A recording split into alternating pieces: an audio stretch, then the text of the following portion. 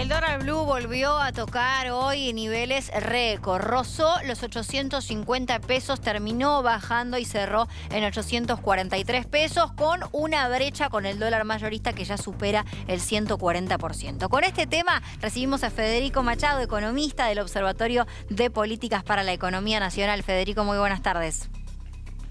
¿Qué tal, chicos? Buenas tardes. Gracias por la invitación. Gracias a vos por el contacto. Bueno, ¿cómo explicar estos números? Entiendo que se debe a distintos factores. Uno piensa en la campaña, en la previa electoral, pero ¿hay algunos otros motivos a tener en cuenta? Bueno, yo creo que hay un motivo claro que tiene que ver con los dos grandes desequilibrios que venimos viendo en la economía en los últimos años, ¿no? Por un lado, el equilibrio monetario, la gran cantidad de pesos que se siguen generando mes a mes y que obviamente genera presión sobre el mercado del dólar. Y por otro lado, el problema de las reservas y el problema cambiario, que pese a que se volvió a implementar un nuevo dólar soja, sí, y pese a la devaluación que hubo en agosto, ¿no? Seguimos viendo que el Banco Central nuevamente sigue perdiendo reservas, además de interviniendo también en los mercados financieros del dólar, ¿no? Con lo cual, las pocas reservas que pudo fundar en su momento rápidamente tuvo que devolverlas al mercado. Entonces seguimos viendo pérdida de reservas, seguimos viendo más emisión monetaria y, como bien lo decías, la incertidumbre electoral que le suma a pocas semanas de las elecciones generales y en un contexto donde los proyectos en pugna son muy disímiles, ¿no? Y hay mucha incertidumbre de lo que puede llegar a pasar. Creo que con esos factores lo más esperable era una corrida de este tipo. Federico, te saludo y te hago una pregunta bajando un poco al tema terrenal, porque la verdad que cada vez que escuchamos a los políticos decimos o escuchamos que el dólar blue es un dólar, entre comillas, minoritario. ¿Por qué le damos tanta trascendencia al dólar blue? ¿Por qué el dólar blue hace que se cambien los precios? ¿Por qué el dólar blue hace que sea inestable un gobierno? Si es tan minoritario, ¿qué es lo que nos pasa con este dólar que cada vez que aumenta parece que hay un sismo en Argentina? Bueno, es verdad que el mercado del dólar blue es relativamente pequeño. También es cierto que es el mercado al que puede acceder gran parte de la gente en términos de ahorro, ¿no? Dado que el mercado oficial está cerrado para muchas personas o está limitado por los $200, mucha gente accede al blue como una forma de ahorro, entonces creo que también tiene que ver con eso la cuestión de por qué se lo observa. Nosotros los economistas miramos mucho el dólar financiero, ¿no? El dólar MEP o el contado con liquidación, sí, que suele ir a un ritmo parecido con el dólar blue y que tiene bastante más volumen de transacciones. Ese mercado no es tan marginal. Es cierto que si uno viene una economía normal, debería estar mucho más determinada por el dólar oficial que por un dólar paralelo, por un dólar blue, por un dólar financiero. Es cierto que la mayoría de los precios deberían ordenarse según por las importaciones que se hacen al dólar oficial. Pero en la economía argentina, que venimos viendo, en principio, tantos desbalances, tantos desequilibrios, creo que poco a poco distintos sectores han empezado a fijar por lo menos parte de sus precios al dólar paralelo, sabiendo que de alguna manera las importaciones son difíciles de autorizar, sabiendo que el dólar oficial, por las distintas restricciones, cuesta más conseguir, lo que se financia con un determinado plazo de tiempo. Bueno, todos esos factores creo que hacen que haya ido creciendo el peso del dólar paralelo en la formación de precios.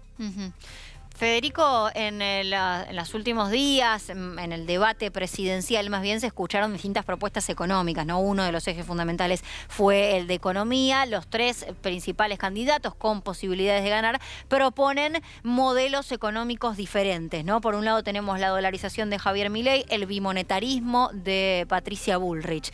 ¿Qué opinión te merece la dolarización? Digo, muchos economistas del espacio de Milei han dicho que es inviable aquí en Argentina.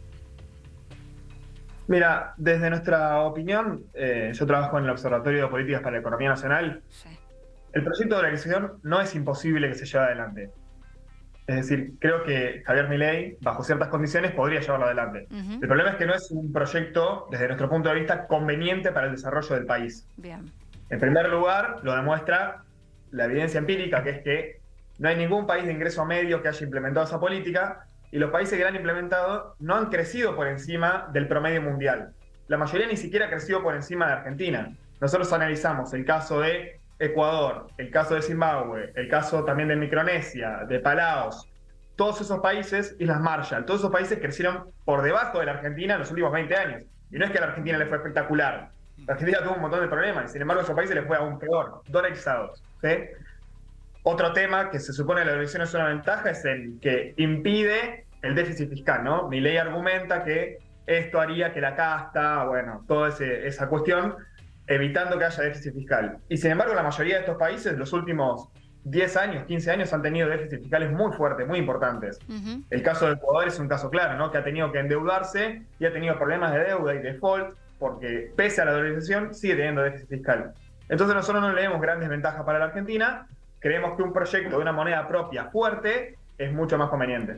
Federico, el proyecto que quiere impulsar Sergio Massa con respecto a la moneda digital que se desarrolla en otros países. Ayer hablábamos con un economista que también lo ha implementado.